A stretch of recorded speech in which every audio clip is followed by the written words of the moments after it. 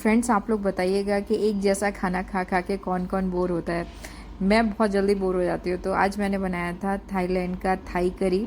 इसमें ग्रीन करी मैंने यूज़ की थी। हालांकि ग्रीन भी आती है, रेड भी आती है और येलो भी आती है। तो मैंने बेबी कॉर्न लिया था, कैरेट और बीन्स लिया था, और थाई करी का यहाँ पेस्ट बहुत ईजिली अवेलेबल है, और कोकोनट वाटर लिया था। तो बस बहुत कम इंग्रेडिएंट के साथ ये थाई करी बनती है। तो इन चीज़ों को आपके पास ये चीज़ें होनी ही चाहिए। और मैंने क्या किया था, पैन को गरम कर लिया था। पैन अच्छे से जब गरम हो जाता है तो उसमें वो वाला ऑलिव ऑयल, हालांकि ज़्यादा बेटर होता है, पर मेरे पास ऑलिव ऑयल नहीं था। तो पैन हालांकि बहुत ज़्यादा गर्म था, तो इसमें तेल बहुत जल्दी गर्म हो गया था। तेल गर्म होते ही इसमें थाई करी का पेस्ट डाल दीजिएगा। बहुत ज़्यादा गर्म मत करिएगा, क्योंकि ये इंडियन फूड नहीं है। अगर मसाले जल गए तो बहुत, क्योंकि ये हर्ब्स होते हैं, अगर जल गए तो इनकी न्यूट्रिशन वैल्यू कम हो जाती है। तो इनको प्रॉपर कुक होना है, ना ओवर कुक होना है, ना अंडर कुक होना है। तो ये चीज़ें बहुत ध्यान देनी पड़ती हैं जब भी आप कोई ऐसा खाना बनाओ जो अपने देश का नहीं। अपने देश में क्या होता है कि सब्ज़ी को अच्छे से भूनते हैं, जो सूखी सब्जियां होती हैं, पर यहाँ पे ऐसा नहीं है। मतलब इनका प्रोपोर्शनेट कुकिंग का बहुत अच्छा होना चाहिए। और इसके बाद मैंने डाल दिए थे बीन्स और कैरेट, क्योंकि ये जो सब्ज़ी है ये थोड़ी सी क्रंची ही अच्छी लगती है। और साथ के साथ मैंने बेबी कॉर्न भी डाल दिए थे। जिनको बेबी कॉर्न पहले डालने हैं तो वो बेबी कॉर्न थोड़ा सा कुक होने के बाद ये डाल सकते हैं। मेरे को इक्वली लगता है, ज़्यादा प्रॉब्लम नहीं होती कि कोई चीज़ ज़्यादा कुक हो गई है। मसालों में अच्छे से भून देंगे। और क्या होता है कि जब आपके मसाले भुन रहे होते हैं ना, तो ये चीज़ बहुत ध्यान देनी होती है कि मसाला जो तेल छोड़ने लगे, इसका मतलब आपका मसाला पक गया। और इसमें थोड़ा सा पानी डाल करके मैंने लिड लगा दी थी कि थोड़ा सा सॉफ्टन होना है। आप ये नहीं कि लिड लगा के सो जाओ कि आराम से पकने दो, नहीं, हल्का सा क्रंची इसका टेस्ट होना बहुत ज़रूरी है। और दूसरी तरफ जा रही थी मैं टैमरिंड राइस बनाने के लिए। और यहाँ पे एक चीज़ है, तिल का तेल बहुत ज़्यादा यूज़ में होता है। तेल के यूजेस तो और फ़ायदे आप सभी को बहुत पता हैं, लेकिन इसका सबसे अच्छा फ़ायदा ये है कि ये एंटीऑक्सीडेंट है, और हर औरत कभी बूढ़ा नहीं होना चाहती। तो एंटीऑक्सीडेंट यही है कि आपकी एजिंग को थोड़ा कंट्रोल करता है। और आपके हर खाने में तेल ज़रूर जाता है, चाहे आप सब्ज़ी बनाओ चाहे कुछ भी बनाओ। तो अगर आप एंटीऑक्सीडेंट ऑयल यूज़ करोगे तो डेफिनेटली आपकी लाइफस्टाइल में चेंजेस आएंगे ही आएंगे, है ना। तो मुझे लगता है कि जो खाना जिस टाइप का बनाओ उसी हिसाब से तेल भी यूज़ करना चाहिए। तो यहाँ पे जो टैमरिंड राइस है उसमें तिल का तेल जाता है, तो मैंने इसमें तिल का तेल यूज़ किया था। हालांकि अभी मैंने सोचा है कि मैं ऑलिव ऑयल भी यूज़ करना शुरू करूँ। तो ये पैन ऑलरेडी गर्म था, इसमें मैंने मस्टर्ड सीड डाल दिया था, और 2 स्पून मैंने, छोटे स्पून है क्योंकि मेरे पास ज़्यादा राइस नहीं था, तो 2 स्पून मैंने चने की दाल डाल दी थी। और इसे गोल्डन ब्राउन होने देते हैं। और थोड़ी सी उड़द दाल भी डाल देती है, 1 स्पून, जितना आप मतलब क्रंची टेस्ट पसंद करो, है ना। और इसे गोल्डन ब्राउन होने तक मैंने पकाया था। अगर आपके पास टैमरिंड का पल्प है तो आप वो डाल दीजिए, नहीं तो इमली को आप भिगो दीजिए, विदाउट सीड्स वाली इमली को, और उसका पल्प इसमें डाल दीजिए। तो मेरा जो इसमें इमली का जो पल्प था वो थोड़ा सा हार्ड था, तो ये अच्छे से इसमें मिल नहीं रहा था, घुल मिल नहीं रहा था। तो मैंने इसमें से ना थोड़ा सा पानी ऐड किया था। और पैन बहुत ज़्यादा गर्म हो गया था, तो मैंने थोड़ा उसको ना अलग वाले पैन उसमें रखा, गैस बर्नर पे, जहाँ पे आग नहीं थी।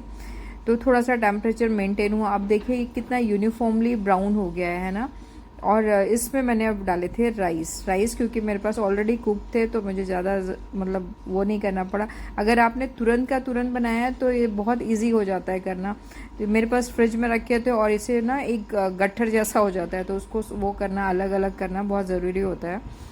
तो आपको अगर प्रैक्टिस है तो करिएगा, नहीं तो आप ध्यान से करिएगा। नीचे का बेस जो होता है वो गर्म होता है पैन का। मैंने ऊपर ऊपर ही सुपरफिशियल ही हाथ से किया था। और क्या होता है कि ना, जब आप फ्राइड राइस बनाते हो तो हर एक चावल के उसमें आपका खाने का टेस्ट होना चाहिए। तो ये ज़रूर ध्यान रखिएगा कि चावल में गुलथियाँ नहीं पड़नी चाहिए। हर चावल अलग अलग होना चाहिए, छितरा होना चाहिए। ऑलमोस्ट मेरा ये टैमरिंड राइस डन हो गया था। तो अब इसे थोड़ा सा मैंने धीमी स्टीम में रखा था, और एंड में मैंने सॉल्ट डाला था। आप डिपेंड करता है कि आपको कैसा सॉल्ट अच्छा लगता है। ज़्यादा सॉल्ट तो नहीं किसी को खाना चाहिए, लेकिन उतना तो खाना ही चाहिए जितना कि आपके रेसिपी के टेस्ट को इन्हांस कर सके। तो बस अब सब्जियां इसमें आधी कुक हो गई थी। अब मैंने डाला था इसमें कोकोनट मिल्क, वाटर नहीं, कोकोनट वाटर मत डालिएगा, कोकोनट मिल्क डालिएगा। और जब आप 2 डिफरेंट उसकी रेसिपीज़ बनाते हो तो ये हमेशा ध्यान रखिएगा कि मिलनी नहीं चाहिए। पता चला आपने कोकोनट मिल्क उधर डाल दिया और टैमरिंड इसमें डाल दिया, तो बहुत ध्यान से बनाइएगा। अक्सर ऐसा होता है कि चाय में नमक चला जाता है और सब्ज़ी में चीनी चली जाती है। तो ये अच्छा सा टेस्टी सा मेरा टैमरिंड राइस बन गया था। और मुझे क्या था ना, थाई करी का जो टेस्ट था थोड़ा सा माइल्ड लग रहा था, तो मैंने पुदीना लिया था, धनिया ली थी, और ये है लेमन ग्रास। और इसमें चिली मैंने अच्छे से पेस्ट बना लिया था, क्योंकि लेमन ग्रास बहुत हार्ड थी। बहुत पहले मैं तोड़ के लाई थी तो थोड़ी हार्ड थी। तो ये क्या हुआ था कि ना पूरी अच्छे से पिसी नहीं थी, तो मैंने छन्नी से छान स्ट्रेन कर लिया था। और देखिए अब आ गया ना थाई करी का कलर ग्रीन, थोड़ा बहुत नीचे गिर गया था, हो जाती है सभी से मिस्टेक्स, राइट। तो अब ये मेरी थाई करी भी बन गई थी। बहुत ज़्यादा बॉईल नहीं करना है। तो आप बताइएगा कैसी लग रही है आपको मेरी ये थाई करी, है ना। बहुत इजी है और बहुत टेस्टी है, और इसे स्टीम राइस के साथ ही ज़रूर खाइएगा आप लोग। Hello friends, welcome back to my channel. और कैसे हैं आप लोग। तो ये बैग देख के समझ में आ गया होगा मैं वॉक पे जा रही हूँ। और ये बेस्ट टाइम होता है जब मैं, होता है ना कि हर एक इंसान के व्लॉग बनाने का टाइम होता है, तो हमेशा मैं व्लॉग जो है इवनिंग से स्टार्ट करती हूँ। तो अभी वॉक पे जा रही थी, फ्रेंड का फ़ोन आया था कि ठीक है वो 8 o'clock तक जाएगी, और इस समय बज रहा है 7:30। तो आज मन नहीं था, आज मन हो रहा था कि ठीक है आज थोड़ा चिल करते हैं। तो आज वॉक करने का बिल्कुल मन नहीं था। अभी दीदी का फ़ोन आया तो बोले कि नहीं नहीं तुम वॉक करो, और मैं भी जा रही हूँ वॉक करने, और चाय वाय पी के जाएंगे। मैंने चाय पी ली थी। तो बस कुछ वहाँ पे ऐसा अच्छा सा हुआ तो ज़रूर मैं कैप्चर करूँगी, नहीं तो बस चलती हूँ वॉक पे, फिर आके मिलती हूँ आपसे, है ना।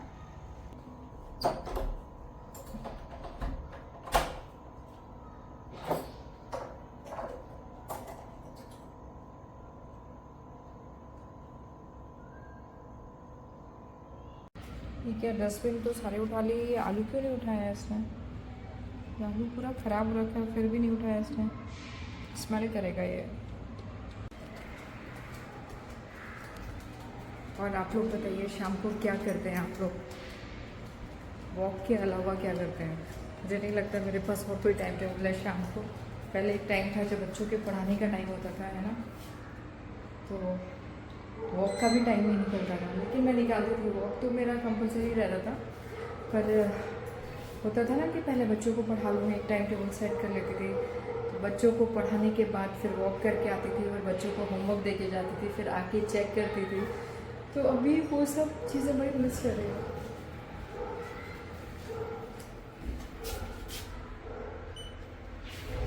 तो बस यही लाइफ है, जब जो चीज़ होती है वो उस समय अच्छी नहीं लगती है, फिर धीरे धीरे लगता है अच्छा वो ज़्यादा अच्छा था, पहले का टाइम ज़्यादा अच्छा था ना। तो खैर जो है उसमें ही खुश रहना चाहिए। अभी एक हाउस हेल्पर वाली थी यहाँ पे, हाउस कीपिंग वाले, तो उसको पूरी नींद आ रही थी। बोलती है मॉर्निंग 8 till इवनिंग 8 तक वो काम करती है। तो मैंने कहा बच्चे, तो बोली बच्चे दोनों हॉस्टल में हैं, क्योंकि घर में नहीं रख सकते, हस्बैंड भी वर्किंग है, वाइफ भी वर्किंग है ना। तो ये है प्रॉब्लम्स अगर दोनों वर्किंग होते हैं।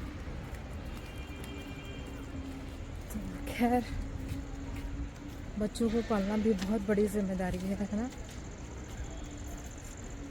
बच्चों को भी ये चीज़ समझनी चाहिए कि उनको पालते समय माँ बाप कितना एफर्ट करते हैं। वॉक करते करते पता नहीं समझ में नहीं आता, कहीं पे भी बंदर प्रकट हो जाता है यहाँ पे, है ना। तो और यहाँ पे डॉगी जो मतलब लोग टहलाते हैं ना, तो एक बॉटल ऑफ न्यूज़पेपर साथ ही लेके चलते हैं, ये भी बड़ी प्रॉब्लम है। आप लोग बताइए ये आप लोगों को क्या लग रहा है। ये पता है क्या है, ये एरोप्लेन है, और मैं जा रही थी, आज बड़ा मन हुआ कि एरोप्लेन को कैप्चर करूँ, तो जूम करके ये ऐसा ही आ रहा था, है ना। समझ ही नहीं आ रहा था कि ये एरोप्लेन लग रहा है या क्या लग रहा है। आप लोग भी बताइए क्या लग रहा है कि नहीं। और ये पेड़ मुझे बहुत अच्छा लगता है। ऐसे यहाँ पे ना सोसाइटी में कई जगह पे पेड़ हैं जो नीचे पार्किंग है ना। I got it in a glass one because I didn't want to be kept in a days, and then ऐसे इसी में यूज़ कर रहे। देखो दिस इज द कच्ची इमली की चटनी है ये। देखने में कितनी अच्छी लग रही है, और कप भी बहुत प्यारी लग रही है। हाँ You have to eat it with rice, yeah. अच्छा रहेगा. Okay. इसको ढक लो. You can put it in the fridge. ये राइस के साथ फिर दाल भी यूज करते हैं कि केवल ये और rice? No, rice. You mix it with plain rice. Plain rice में ही खाते हैं. अच्छा रहेगा. ये इसको plain rice में मिला के खाओ. थोड़ा घी है तो घी डाल के खा सकते हो. So that if it's not ज़्यादा तीखा है तो घी की वजह से थोड़ा कम हो जाएगा. And this is tomato and शायद कोतमीर की चटनी. कोतमीर. पर ये सीड्स किसके हैं यार? टमाटो. नहीं वाइट ना. नहीं, वो टमाटो के छोटे छोटे सीड्स हैं. अच्छा. जो ज़्यादा पूरे नहीं पिसते ना. They don't get to this one. Mixie में नहीं करते क्या? This is tamarind rice. बहुत कम लगेगा. ओके, बस हो जाएगा. हाँ. मुझे याद नहीं थी, तुमने तो और थोड़ा और लेके आ. ऐसे ही अच्छा था. और नीचे यहाँ पे आज आहोई अष्टमी की पूजा हो रही थी. जैसे करवा चौथ आप हस्बैंड के लिए रखते हो, ये वाला व्रत जो है ये बच्चों के लिए रखा जाता है. और ये व्रत तारा देख के ही पूजा की जाती है. तो वही हम लोग देख रहे थे कि यहाँ पे बड़े रिचुअल ढंग से कर रहे थे. और क्या था कि ना कि सामने तारा दिख रहा था और छुप जा रहा था. तो जैसे उस दिन हमारे साथ चांद था, चांद निकला था 9:45 बजे, आप इमेजिन कर सकते हो. और ये था 8:30 बजे का टाइम. तो 8:30 बजे एक भी तारा नहीं दिख रहा था. तो बस ऐसे ही होता है, ये भी हाइड एंड सीक वाला गेम खेलते हैं. वैसे कार्तिक का भी जो सोमवार आएगा सारे, कार्तिक शुरू हो गया ना, कार्तिक का महीना, तो सोमवार का उपवास जो है वो तारा देखते हैं. और वही नहीं दिखता उस दिन. अभी नहीं दिख रहा. नहीं दिख रहा, वो बहुत छोटा सा है. गायब हो गया. नहीं आपको ना केक के बाद भी दिख सकता है.